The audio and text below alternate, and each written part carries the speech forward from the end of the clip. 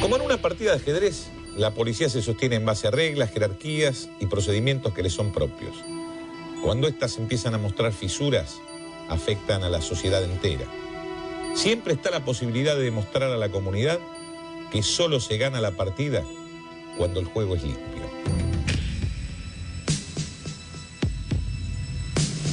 El 21 de junio de 1992, Saúl Canessa, campeón argentino de ajedrez en 1989, fue trasladado de urgencia desde el hospital de Necochea hasta el Hospital Intersonal de Mar del Plata.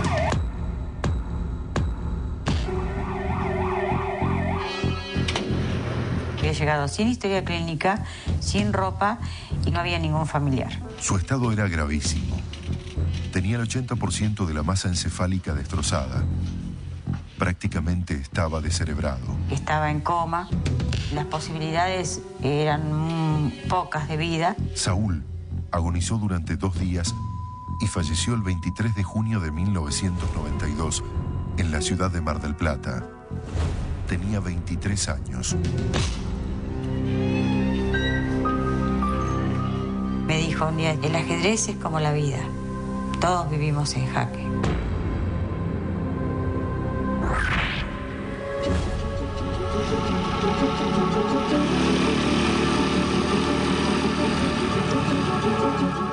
Según declaraciones del personal policial que detuvo a Saúl, aquella madrugada conducía su motocicleta en estado de ebriedad. Saúl estaba reunido en Quepchu, es un bar,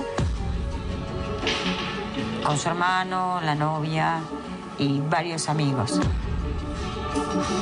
Sale para venirse para casa. Luego de cruzar las avenidas 60 y 59, una mala maniobra o la pérdida del equilibrio a causa del alcohol hizo que Saúl cayera contra el asfalto, golpeándose fuertemente la cabeza. Saúl fue detenido y llevado a la comisaría. La versión de la policía es que tenía problemas en su parte motora, que hablaba verborrágico, o sea, tenía toda la característica de un ebrio. Un comerciante declaró en la causa avalando la hipótesis policial. Afirmó haber visto la caída de la moto y fue él quien llamó a la policía. Luego de ser revisado por el médico que ratificó el estado de ebriedad, lo encerraron en el calabozo. Los ebrios, según el reglamento, se los deriva al hospital, pero nunca se los tira en un calabozo incomunicado. Saúl comenzó a quejarse. No le prestaron demasiada atención. Pensaron que estaba borracho. No se va agravando con las horas, el alcohol disminuye con las horas. Pero los gritos eran cada vez más fuertes. Estuvo 12 horas hasta que pudo hablar, porque ya después no hablaba, entró en coma dentro de la misma comisaría, que él se iba a morir. Entonces, uno de los policías fue al calabozo a ver qué sucedía. Algo no estaba bien. Estaba muriéndose. O sea, solo le latía el corazón. El médico ordenó el traslado al hospital de Necochea. Como el hospital de Necochea carecía de la tecnología necesaria, fue trasladado al hospital de Mar del Plata. Y allí murió. La tardanza en el tiempo, desde que se produce la lesión hasta que es transportado al Hospital Internacional de Mar del Plata, pasa un tiempo prudencial, tal es así que a los 3 días falleció, ¿no es cierto? El caso estaba cerrado. Había muerto a causa de las lesiones provocadas por la caída de la moto. Cuando Saúl muere, a las pocas horas de estar en el velatorio llega la policía a sacarle las huellas a Saúl. No entendíamos nada, o sea, ¿cómo le van a sacar las huellas a un muerto? Si ellos lo habían detenido, tenían que tener las huellas. Su madre, Mónica Komaski, sospechaba que le estaban mintiendo, que su hijo no había muerto en un accidente. El custodio que estaba en el hospital de Mar del Plata dijo que lo habían golpeado. Me dijo, señora, no se quede con lo que le dijeron, porque este chico no tuvo un accidente y la policía está involucrada en esto. El informe forense precisaba que Saúl recibió un solo golpe con un objeto sin puntas. No era ni una cachiporra ni un culatazo. La primera autopsia dijo que presentaba una lesión por contragolpe. O sea que a raíz de un golpe se desplaza la masa encefálica y al golpear contra el lado contralateral produce la lesión. Los peritos determinaron que probablemente la muerte se produjo luego de golpearse la cabeza contra el pavimento al caerse de la moto. Cuando hay caídas sobre el pavimento hay fracciones en el cuero cabelludo, brazos, piernas, ausentes en este caso. Al leer la causa, las sospechas aumentaban. Y la jueza había subrayado todo menos la palabra ausente. Todo era muy confuso. Nuevos testigos aportaron datos que contradecían la versión oficial. Cuando Saúl regresaba a su casa, un desajuste en la cadena de su moto lo obligó a parar. Se encuentra con Julieta y Paula, que lo saludan. Minutos después, ellas suben a un colectivo. Y a una cuadra del lugar lo intercepta el patrullero. Las dos amigas testificaron que desde el colectivo pudieron ver cómo la policía esposaba y metía de una patada a Saúl dentro del patrullero. Yo tengo la versión del policía que iba en el patrullero. Dijo que Saúl estaba perfecto, que solo dijo que se le había salido la cadena de la moto. Dijo que tenía documentos de la moto y de él, que por qué lo iban a llevar si él nunca había cometido ningún delito, que no había un motivo para que lo lleven. Y sus compañeros dijeron, no, pero nos tenés que acompañar. Entonces las chicas ven desde el colectivo que el patrullero, en lugar de ir a la comisaría que estaba a 2 cuadras, que es la segunda, lo llevaban en dirección a la playa. ¿Por qué eran tan distintas las versiones acerca de las últimas horas de vida de Saúl? De pronto aparece un preso. ¿Qué se estaba ocultando? Diciendo que me quería decir la verdad de lo que había pasado. El preso declaró que vio a la policía ingresar a Saúl a los golpes, esposado y arrojarlo a un pasillo. Después de 2 horas de agonía y pedidos de auxilio, llegó el médico de la policía. No entra al calabozo. Lo hace sacar con el camillero, lo toca con el pie, ni siquiera lo revisa. Le dice, súbalo a la camilla, espósenlo. En el hospital le piden que le saquen las esposas para poderlo revisar. O sea que realmente sí estaba en coma y esposado. La madre de Saúl apeló a la justicia. El juez determinó que se exhumase el cuerpo de la víctima para realizar una nueva autopsia. Quiero que me digan quién mató a mi hijo y que pague como todos. Hay un homicida, alguien lo golpeó y lo puso en situación de muerte y los otros lo abandonaron. Esto ha sido un crimen realmente morboso, todo es morboso. Es encima la presencia de uno de los criminales para mí, de mi hijo, como burlándose, por más que lo asista a un derecho, como Pando. ¿Por qué el abuso de autoridad? ¿Por qué pagan inocentes? ¿Por qué tanto desprecio a la vida?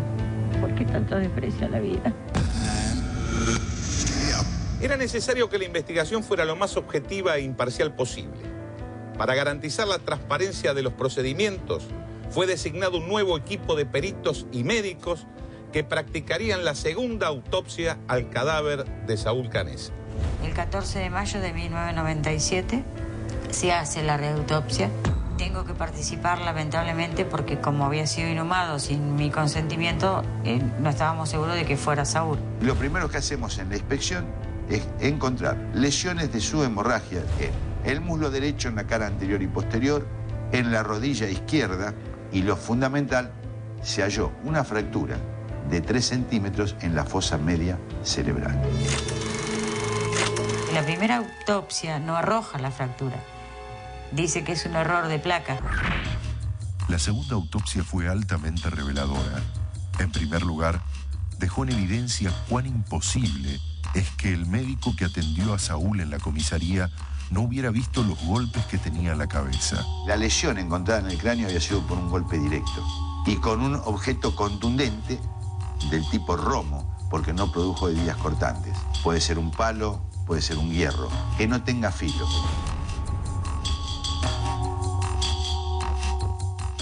Aparentemente, cuando la policía trasladaba a Saúl, se detuvo al costado del camino. Lo comenzaron a golpear, provocándole la fractura. Se encontró que había sido torturado porque tenía lesiones que eran compatibles con quemaduras de cigarrillos. Los genitales es lo último que se degrada y en el caso de Saúl le faltaba. En consecuencia, ¿por qué los peritos que trabajaron en la primera autopsia convalidaron el diagnóstico de aquel médico, pasando por alto heridas que eran evidentes tanto en la superficie del cuerpo como en las radiografías. Quiero saber si alguien tan insignificante como un médico anestesista pueda tener tanto poder como para que alguien esté frenando la investigación de una causa por tortura seguida de muerte y también la firma de la sentencia. El tribunal condenó al médico que atendió a Saúl en la comisaría. Habiéndose puesto en conocimiento al doctor Pando, este no concurre en ningún momento a la dependencia para examinar al detenido. No efectuó ninguna tarea inherente a su función para diagnosticar, aliviar, medicar o asistir en cualquiera de sus formas al paciente, Saúl Andrés Canesa. Los cargos fueron abandono de persona y falsedad ideológica, es decir, haber declarado que sucedió algo que nunca ocurrió. No sé qué pasó con Saúl ese 20 de junio. No sé. Tal vez nunca lo sepa.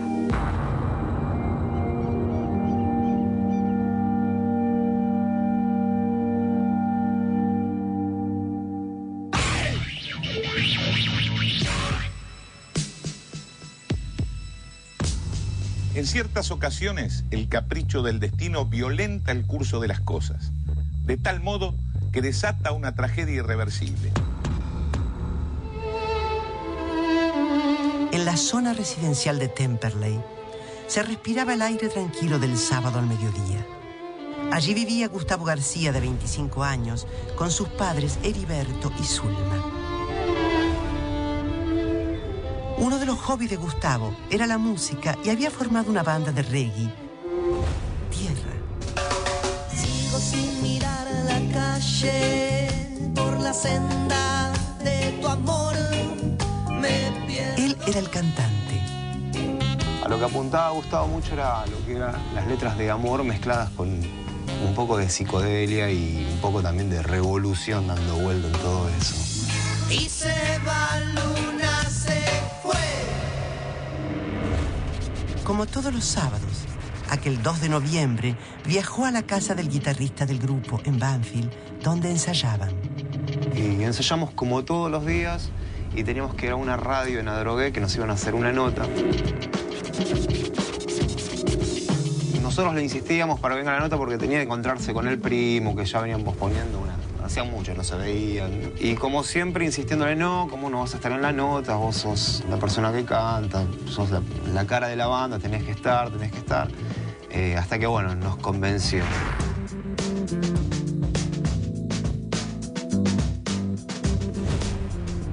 Frente a la radio, Gustavo se despidió de sus compañeros y les deseó suerte. Caminó hacia la casa de su primo, Federico Di Francesca, a pocas cuadras de allí. Su primo no lo esperaba, pero Gustavo, sin mayores razones, prefirió visitarlo por sorpresa en lugar de asumir el compromiso que tenía con su banda de música. Tocó el timbre durante unos minutos.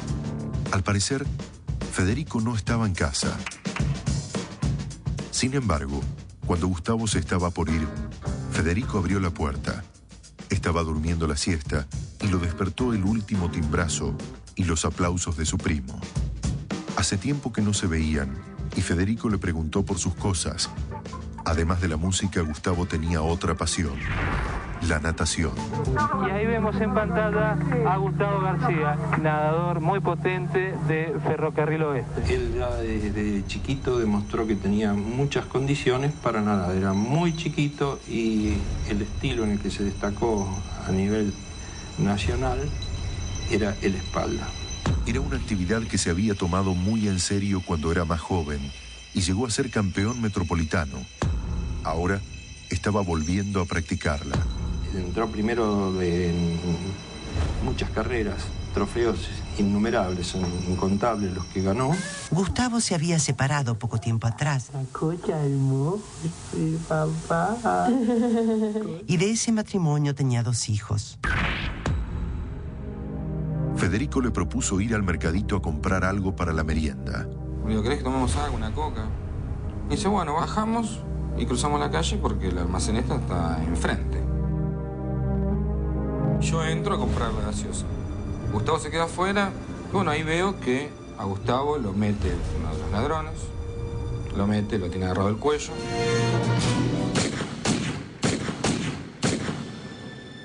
Cinco sonidos secos quebraron la serenidad en la tarde de Adrogué. Provenían del almacén, situado en Avellaneda 1267. Dos ladrones habían entrado al almacén. Allí estaba Ariel Cabrita, de 26 años, suboficial de prefectura, que enfrentó con su arma a los delincuentes.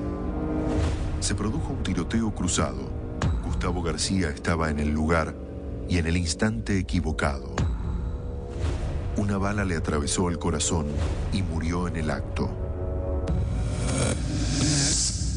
El examen interno del cadáver no permitió descubrir ningún proyectil alojado. Un informe preliminar de autopsia, efectuado antes de la reconstrucción de los hechos, afirmó de que habían existido 2 heridas de bala. El proyectil es uno solo el que actúa sobre la víctima y no 2 como se pensaba al principio, ya que había una herida en antebrazo con entrada y salida y una herida en tórax.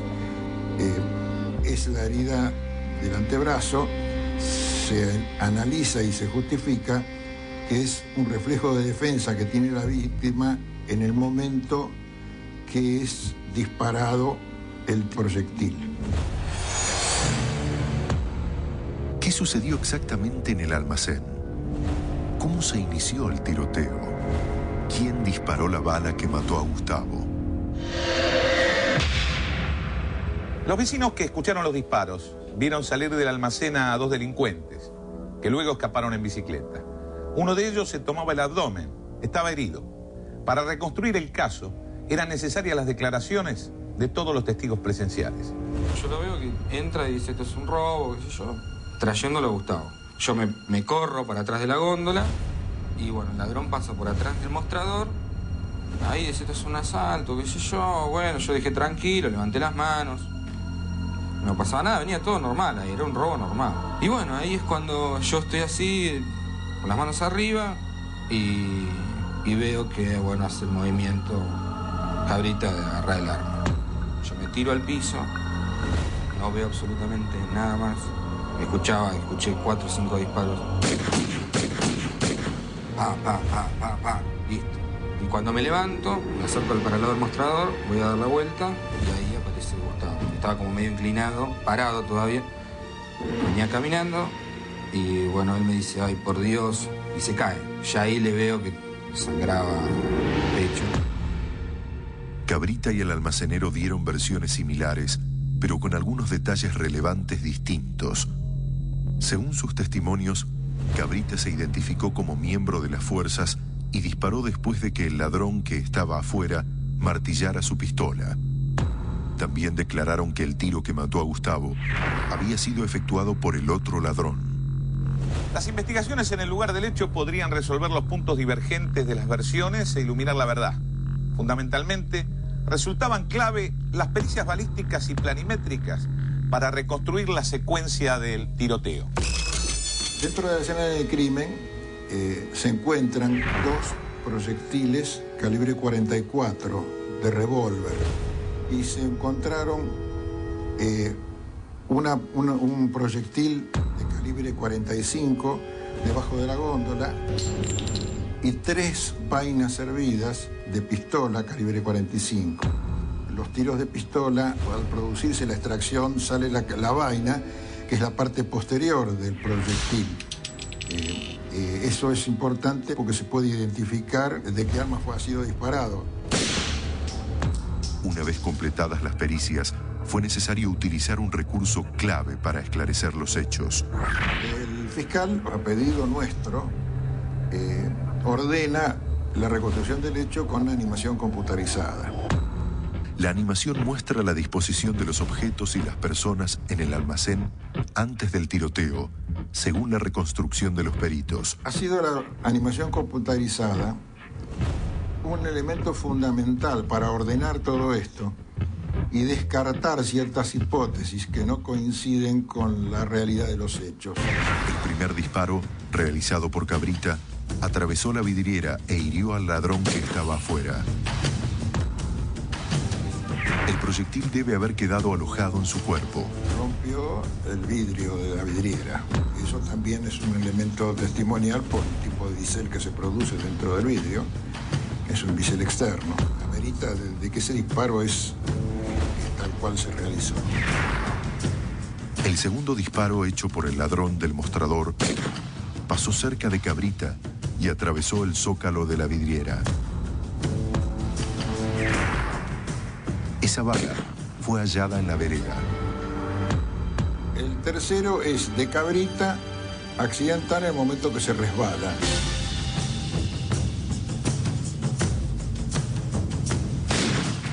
Impactó en la góndola central y el plomo fue encontrado bajo el mostrador. El cuarto disparo, segundo del ladrón, dio en la góndola lateral. Extrañamente, el proyectil se encontró cerca del mostrador, quizá porque fue pateado después azarosamente o a propósito. El quinto y el último disparo, tercero de Cabrita, fue el que mató a Gustavo.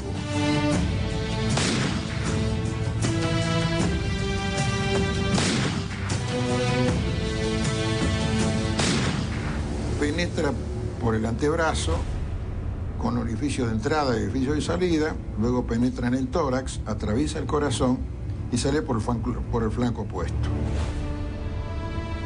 No se encuentra ese proyectil, pero sí, analizando la trayectoria, aparece de que razonablemente tendría que haber impactado sobre la pared. En el momento del hecho, por algunos testimonios se considera de que no estaba un afiche, que en el cual en el momento que se hacen las relevaciones está. Se levanta el afiche y ahí falta un azulejo. Y el azulejo tiene que haber sido impactado por el proyectil después de haber atravesado el cuerpo. La conjetura que hacemos de que en el lugar del hecho se ha modificado algunas cosas por interés de proteger al tirador, ¿no?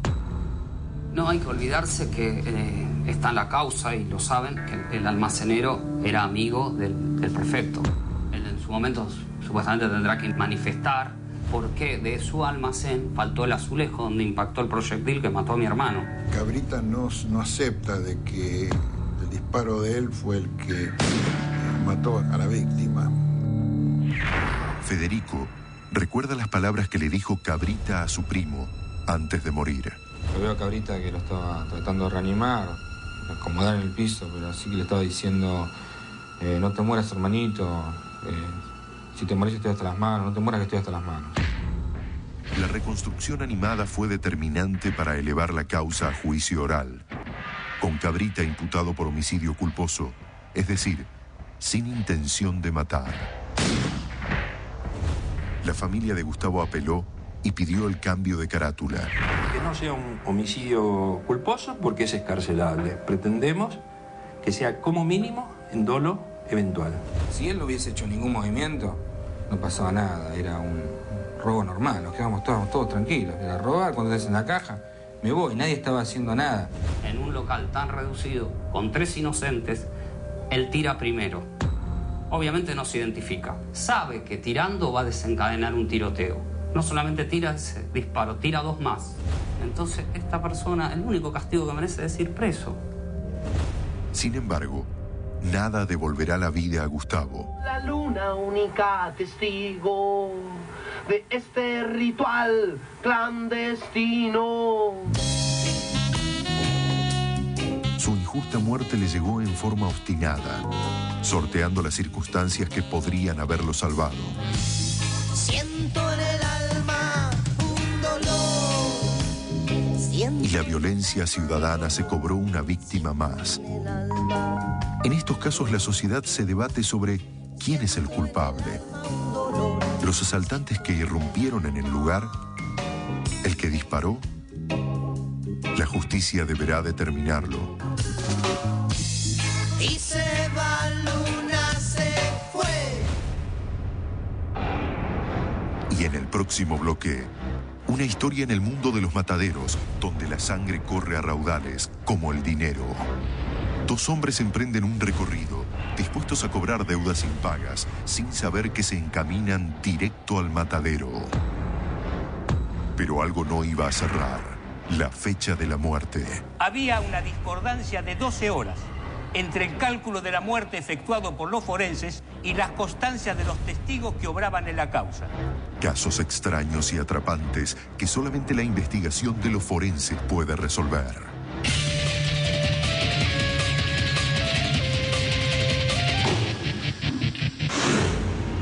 El campo tiene sus códigos y en la industria de la carne existen internas. Un mundo complejo con algunas familias importantes y grandes sumas de dinero en juego. Esta es la historia de dos hombres que recibieron el mismo trato que una simple pieza de ganado.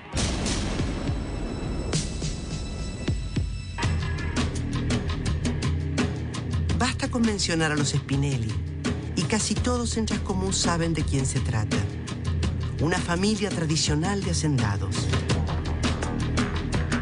Ricardo, el padre de la familia, puso su propio frigorífico, al que llamó Bus Mill.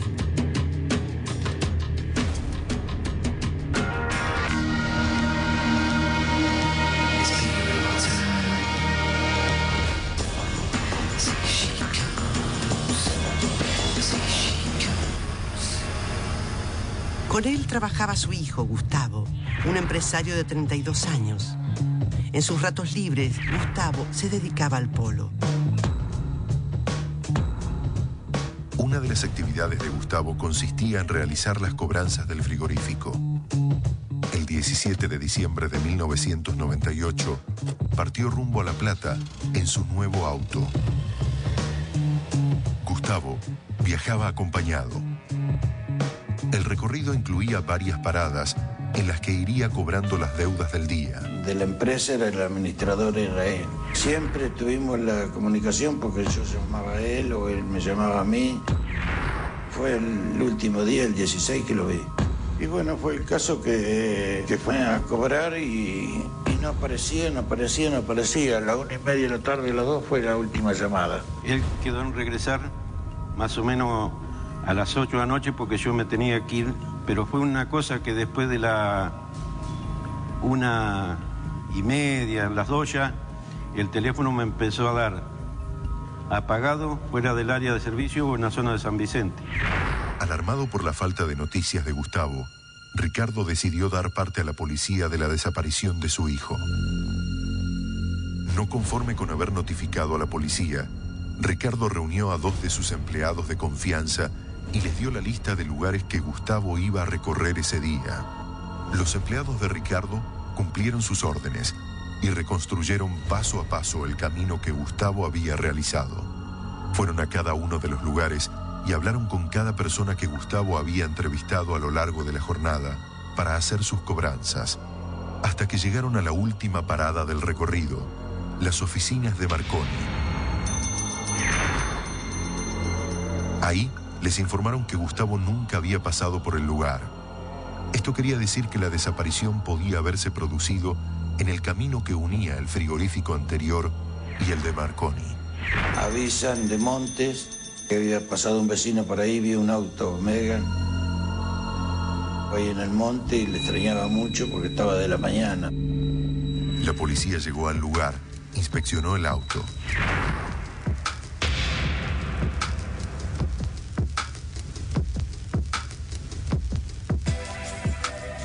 Junto al vehículo, en una zanja, encontraron 2 cuerpos.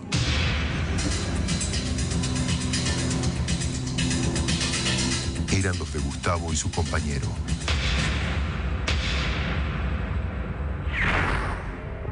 La policía cercó el lugar y comenzó con las tareas de investigación.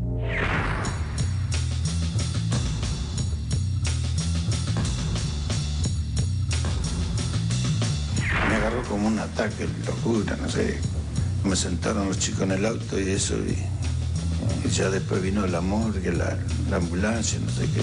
Tenía sentido pensar que alguien sabía que Gustavo iba a transportar grandes sumas de dinero. Quizás se trataba de un robo seguido de homicidio. Los autores del hecho dejaron su marca en el lugar. La primera pista que encontraron los forenses fueron unas huellas a poca distancia de los cuerpos.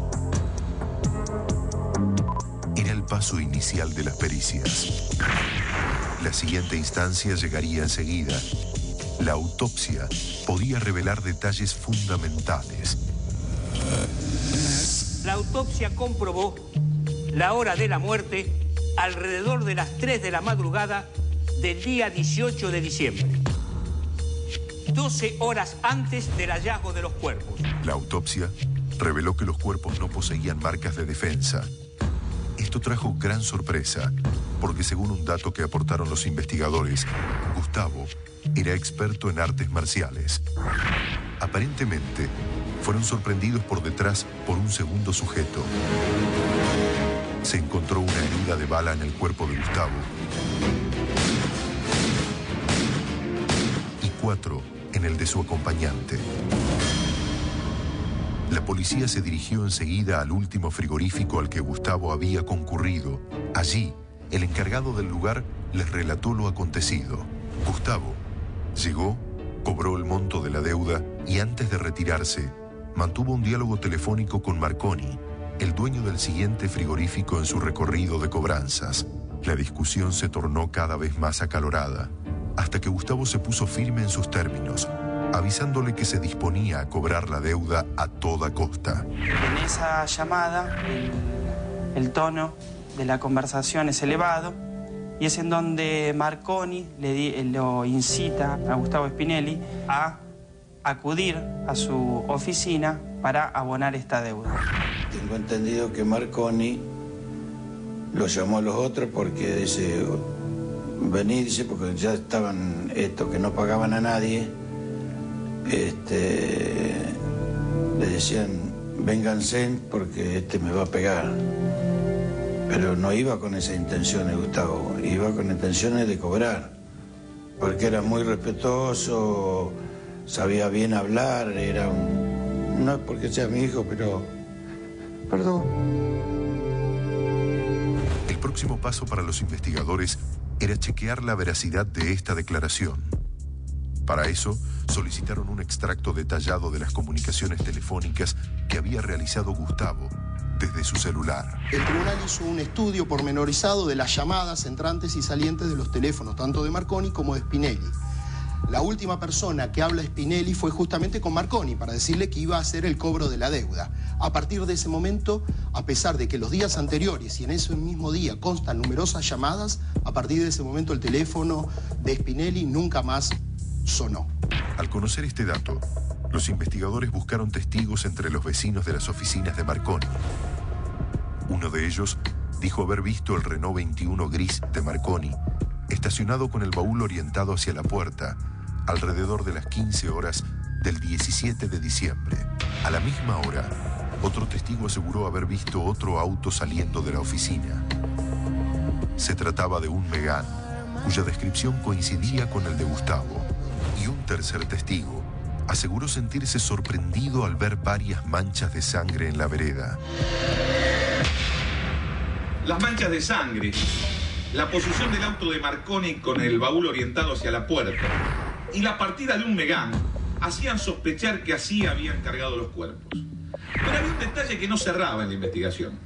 Los testigos coincidían en que esto había ocurrido a las 15 horas del día 17 de diciembre y la autopsia indicaba que la muerte se había producido 12 horas más tarde, a las 3 de la mañana del 18 de diciembre. La secretaria de Marconi nos dio la impresión desde el primer testimonio que prestó en el juicio que estaba muy nerviosa.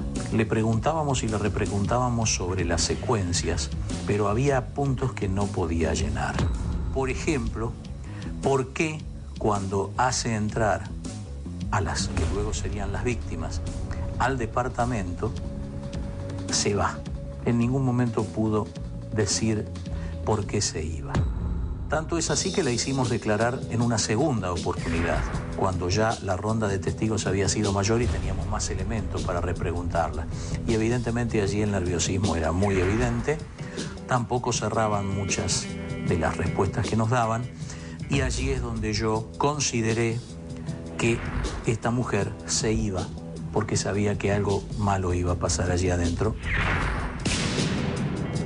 luego de hacer entrar a los que fueron las víctimas, que en ese momento todavía no sabían que lo iban a hacer. De inmediato, la policía se dirigió al domicilio de Marconi, pero este se había dado a la fuga. En su casa, encontraron un arma de fuego en cuyo cargador faltaban 5 balas, exactamente la cantidad que habían disparado contra Gustavo y su amigo. Sin embargo, las piezas del rompecabezas no encajaban con perfección. Había una discordancia de 12 horas entre el cálculo de la muerte efectuado por los forenses y las constancias de los testigos que obraban en la causa, que ubicaban el hecho en la hora 15. La acción del frío había interferido en la evolución de los fenómenos cadavéricos, retardando el proceso de putrefacción. La permanencia del cadáver en la heladera explicaba el error de cálculo. El próximo paso lógico de los investigadores fue allanar las cámaras frigoríficas de Marconi.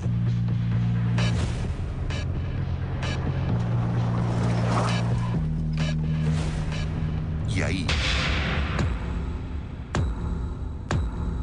aparecieron rastros de sangre humana. Era la sangre de Gustavo y su amigo. Todo encajaba. Alrededor de las 14:30 del 17 de diciembre de 1998, Gustavo y su amigo entraron en la oficina de Marconi para cobrar los 52.000 pesos que le debían. Pero Marconi estaba invirtiendo en un nuevo frigorífico y no iba a devolverle el dinero. Tras una discusión, fueron sorprendidos por detrás por el secuaz de Marconi. Gustavo recibió un tiro en la cabeza. Para su amigo, fueron 4 los disparos. Más tarde, llevaron los cuerpos a la cámara frigorífica de Marconi, ubicada en la calle 198, donde permanecieron unas 12 horas, hasta las 3 de la madrugada del día 18.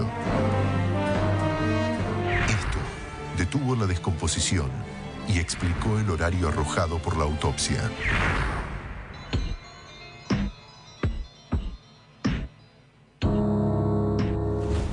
Marconi huyó a San Luis en su auto, hasta que fue capturado el 1 de diciembre de 2000, tratando de cruzar la frontera con Uruguay en Corrientes. Carlos Marconi fue condenado a 20 años de prisión por el homicidio de Gustavo Spinelli y su compañero. Su secuaz, Juan Álvarez, murió antes del juicio por causas naturales. Se dice que en el universo de los Matarifes sobrevive el más fuerte, en un lugar donde la sangre de las reses fluye día tras día de manera constante. Esta vez corrió otro tipo de sangre.